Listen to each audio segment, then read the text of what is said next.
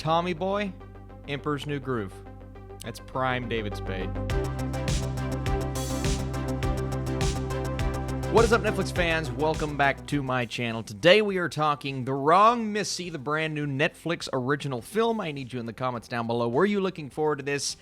Do you like Happy Madison Productions? Let's get right into it. So, in The Wrong Missy, a guy meets the woman of his dreams and invites her to his company's corporate retreat, but realizes he sent the invite to the wrong person. This stars David Spade, Lauren Lapkus, Candace Smith, Sarah Chalk, and is directed by Tyler Spindle, the director of Father of the Year, a movie that came out a couple of years ago on Netflix that I just was not a fan of at all. One of my least favorite Netflix movies of that year.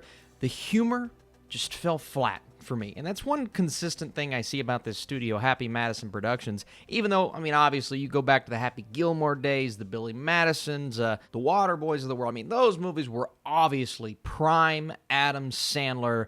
And that kind of humor, the outlandish humor, it's still going to rub people the wrong way, of course, but it worked very well. It's timely, but it works. That carries over into today, and I just feel like the writing isn't as strong for these films, and they're so overboard with their humor. Now, a lot of people get offended when Adam Sandler takes his friends out on a vacation, and they shoot a movie, and they put it on Netflix. That's been the stigma for quite some time, and even though I don't love the films, I'm just like, yeah, I mean, he's allowed to do that. All right, if the guy wants to make a movie for fun, he should put some more effort into it, absolutely, but it's fine. Do what you want, Adam Sandler. You were snubbed at the Oscars.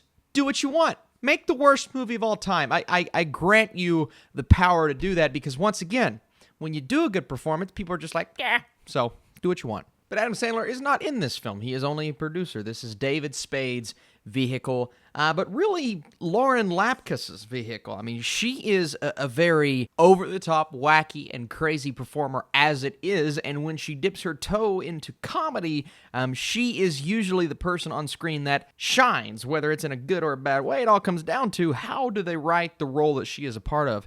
And I will say, she does steal the show here. Whether you're on board with her type of humor or not, and I'll get into that here in just a second, she is everywhere on screen, full of energy. It is infectious at times, and the mission of this movie is to put her in an outlandish situation and allow her to captivate the audience with her humor. And it didn't always work, and I think a lot of that comes down to the writing, but her performance, comedic-wise, kind of reminds me of Melissa McCarthy and Bridesmaids, and these outlandish performances that are a bit over the top and don't make sense when you base it in reality. But this is obviously a movie, and you realize this from the first scene alone, that is not really based in reality because, I mean, characters are falling off of cliffs, and they're getting attacked by sharks, and they're surviving these situations that no one would survive in real life. It's an over-the-top style comedy, and that's something that I think they do establish. So things that didn't happen that should have been based in reality, that didn't bother me as much as it has in these other Happy Madison productions. And she, Lauren Lapkus, was funny. I laughed at her at times, more so than I did at the other characters in this film. Now, I'm always going to laugh at David Spade. I'm a sucker for David Spade. I love his show on Comedy Central. It is underwatched and underappreciated, in my opinion, and he's just a guy that is always going to captivate me with his dry and sarcastic humor. My issue with this film is everything else.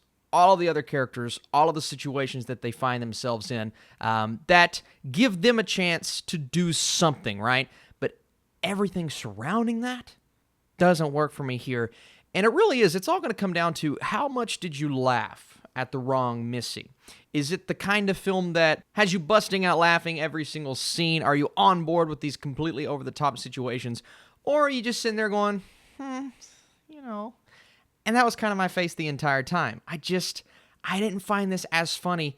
And that is what it all comes down to. If this comedy isn't comedic for you, you're not going to like the film. Doesn't matter how well made it is. Doesn't matter what the script is like. But if you're not laughing, you're going to pay more attention to things like that. So I wasn't laughing as hard as maybe I wanted to. Therefore, I was looking at some of these supporting performances and noticing how bad they are. And it's your typical Happy Madison crew, right? You have Rob Schneider. You have pretty much all of these returning characters that show up in all of these films.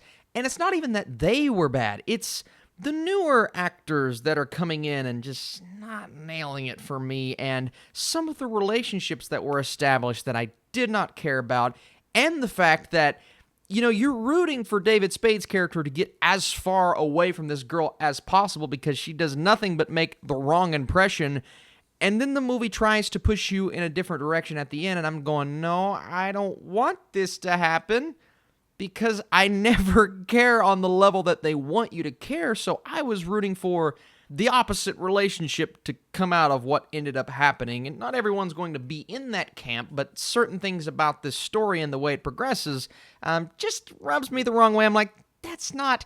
Obviously, the humor is not as realistic as you want it to be, but the way these characters progress doesn't feel realistic to me. Am I looking too far into the relationships? That's not what the movie's about. It's obviously supposed to make you laugh and nothing more. Sure, but I wasn't laughing as hard.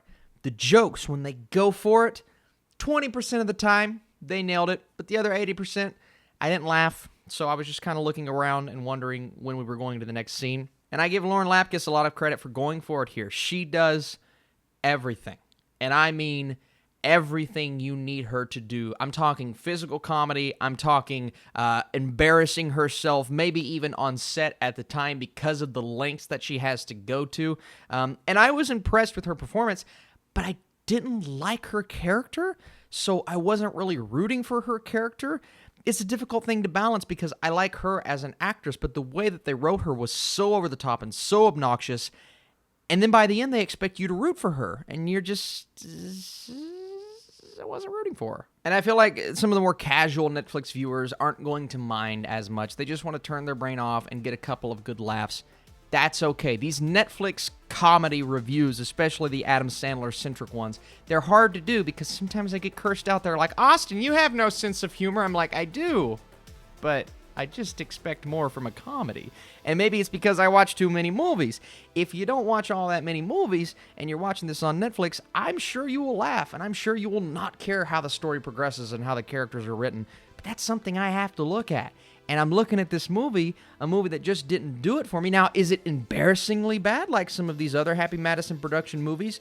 No, it's not embarrassingly bad. And there were some good elements to it, absolutely, but not enough to pique my interest, not enough to capture me and say, Happy Madison finally nailed it.